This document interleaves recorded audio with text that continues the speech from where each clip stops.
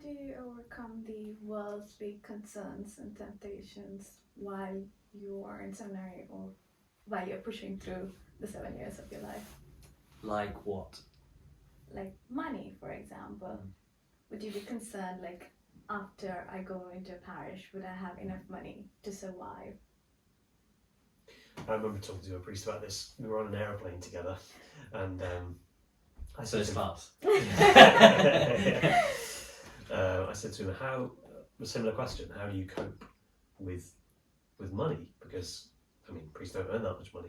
And it was a concern for me at the time. I was about 18 years old. And he said, I used to worry a lot about money, even as a priest. And then there came a day where I decided, I'm not going to worry about money ever again. And he says, from that moment on, I've always had what I need in my pocket. I don't have much, but I've had what I need in my pocket. So, kind of, okay, I'm not him, so that was his story. But for me, it helped because I saw him as a man of trust, a man who was willing to let God provide what he needed. You know, I believe it's God who's called me to priesthood. I believe it's God who's called me to the particular mission I'm on. As a result, he doesn't forget us. So God never forgets anyone. He always provides just what we need. Might not be what we want. So sometimes to get over some of those worldly things, it's important to let go of, actually, that's a want for me. And maybe in my state in life, God is asking me to be a bit detached from some want, some, I don't know, nicer car or the best of something. Or, well, maybe that's not my life anymore. And I don't actually need that for my state of life, for me being me. But what I need, he gives me. And that's been true in my life, is what I've needed, he's given me. For me, the way in which the financing of the clergy and of the seminarian works has been something which has allowed me to, I hope, cultivate a detachment from those things. It's actually been quite helpful because, like Father Matt's saying, everything you actually need is catered for you. And that's granted, you have to kind of hold in that through the generosity of the people who are actually, you know, giving their money to the church, with a charity rather than generosity, because generosity is just someone being nice. Charity, of course, is which should inspire us. Charity, which is living with the love of God, recognizing, you know, we do have people who need financing through seminary, for example, and from my means, I will give so that they can achieve this and they can do this.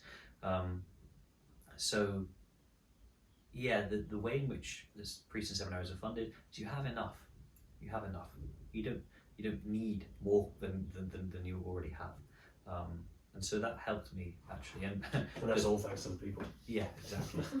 Yeah. All thanks to the people who give.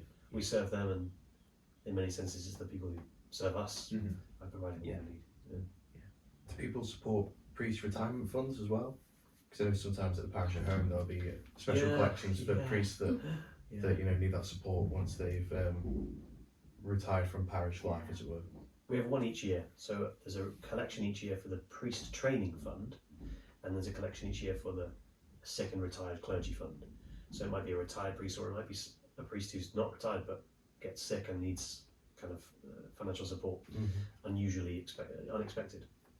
So those two collections really provide the bulk of what supports us in our life as seminarians or as sick and retired priests. As a parish priest, a priest in a parish, it's my parish who provides what I need. So I receive something regular from the parish each month. But those who are being formed or go through a time of illness or who are retired, who don't have that provision in place, rely on those two funds. Yeah. Just to add to that, am I right in saying that the priest training fund also helps to train priests who are already ordained, if they need more formation in any way, or is that right in saying? I didn't think that was true, but might be. Don't know. Yeah, I'm not sure either. But yeah, I mean, as well as having enough as what you need, there's also the recognition that, you know, if there is something, you know, that you, you know, for example, training to become a spiritual director in a particular way, or doing more further studies with like a license in theology or something like that, then that's also provided as well through the bishop. I think it's very nice that people continue to support the clergy rather than like, I've got the sacraments that I need now. There we go. Yeah. There's this bond between the people, the parish, the church, and priests, and they all have to coexist. One couldn't exist without the other. Yeah. So it's nice to know that there's still that support for them, even when it's not. I don't know, even when you don't necessarily see what you're getting, because if you like help fund priests, seminaries are going to be priests, one day they're going to be priests. But it's nice to know that there are still priests that get support, even at the end. Yeah. Yeah.